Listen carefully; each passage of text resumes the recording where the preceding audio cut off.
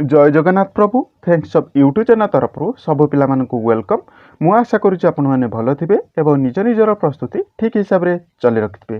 देखु Jindal steel plant तरफ आपण 2026 बहुत बड़ा गोटे वैकेंसी आसी जहाँकि रोचे आपंकर 1000 पोस्ट वैकेंसी रोचे। आपण ऑल ओडिशा समस्त पिला माने अप्लाई करि परबे एवं क्वालिफिकेशन कौन रोचे ना जदि आपण 10th पास कि प्लस 2 करिसेंती किंबा आईटीआई करिसेंती बा प्लस 3 करिसेंती बा डिप्लोमा करिसेंती तेबे आपण माने एलिजिबल होचंती एथरे जॉब करिया पई। आपण मानको डिटेल्स बारे कहबी आपण मानको फॉर्म टी आपण माने केमिति पकिबे एवं केमिति प्रोसेस हिसाब रे पकिए समस्त डिटेल्स आपण मानको डिटेल्स बारे ए वीडियो मादरे कहबी।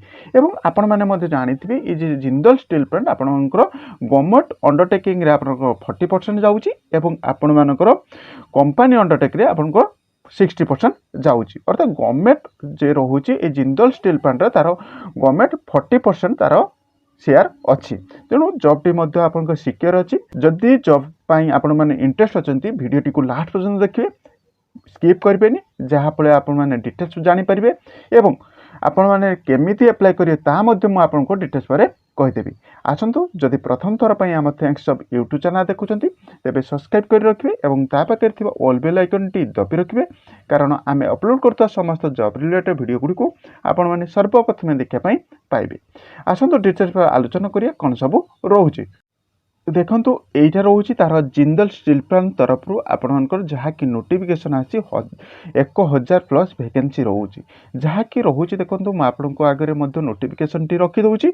एथिरे आपणको 10th कि प्लस 2 कि ग्रेजुएशन कि आईटीआई बा डिप्लोमा जदि करिसेंती तेबे आपण माने एलिजिबल हेई पारछंती। आसंतु डिटेल्स पर देखिवा एथिरे ऑर्गेनाइजेशन किए करूची ना ऑर्गेनाइजेशन आपण मानकर करूची जिंदल स्टील प्लांट ही करूची एवं हो can apply India all Odisha समस्त पिला माने अप्लाई करि परबे एवं टोटल वैकेंसी आपनकर 1000 प्लस वैकेंसी आपण मानकर रहूची एवं एज लिमिट रहूची मिनिमम रहूची 18 वर्ष एवं जदि एससी किंबा आपनकर एसटी कैटेगरी रहउचंती तबे 5 वर्ष रिलैक्सेशन मध्य रहूची एवं ओबीसी कैटेगरी रहिले आपण मानको मध्य 3 वर्ष एज रिलैक्सेशन रहूची।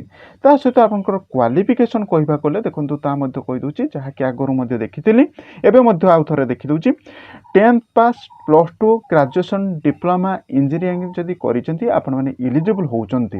सिलेक्शन प्रोसेस कोन रहउची ना स्किल टेस्ट रहउची एवं माने आपनको इंटरव्यू रहइबो एवं डॉक्यूमेंट वेरिफिकेशन रहइबो। स्किल टेस्ट कहबा कोले आपण मानको धर जाओ मैट्रिक बेसिस बा प्लस 2 बेसिस रे रहिले आपण मानको क्यों ट्रेड रे आपण माने पक्के पई चाहउचंती से डाटा एंट्री रहउची विभिन्न ऑपरेटर रहउची एवं जदि आपण डिप्लोमा रे पकुचंती इलेक्ट्रिशियन फिटर एवं प्रमल एमिनी विभिन्न वैकेंसी आपण मानको रहउची। तेणु सेठी आपनकर कोन रहइबो ना आपनकर स्किल टेस्ट होबो एवं आपनकर पर्सनल इंटरव्यू होबो एवं डॉक्यूमेंट वेरिफिकेशन होबो तापर आपण माने जॉब टी पाई परिवे।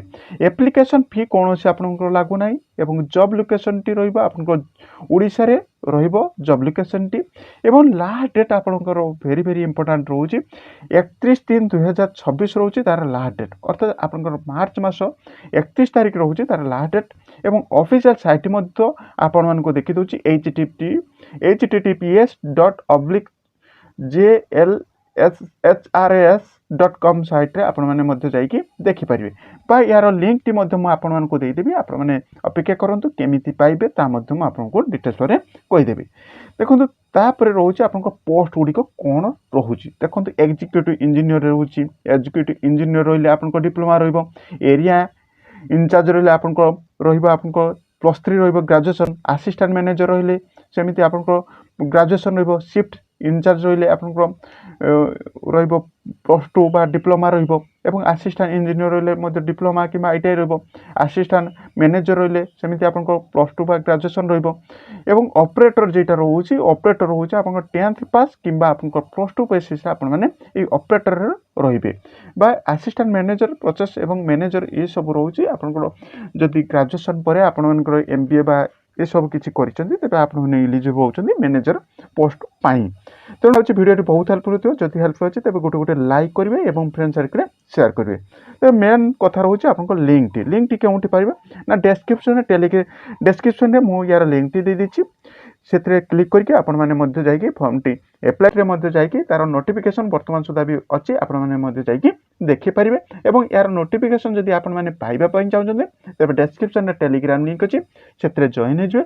ସେଥିରେ ଜଏନ୍ ହେଇଗଲେ ମୁଁ ଏହାର ପିଡିଏଫ୍ଟି ମଧ୍ୟ ଆପଣଙ୍କୁ ସେୟାର କରିଦେବେ, ଯାହାଫଳରେ ଆପଣମାନେ ମଧ୍ୟ ପଢ଼ିକି ସମସ୍ତ ଡିଟେଲ୍ସ ମାନେ ଆପଣମାନେ ବୁଝିପାରିବେ। ଯଦି କୌଣସି डाउट थाए तेबे मते कमेंट करिए, मु आपनको कमेंट रो उत्तर देबा ପାଇଁ चेष्टा करबी।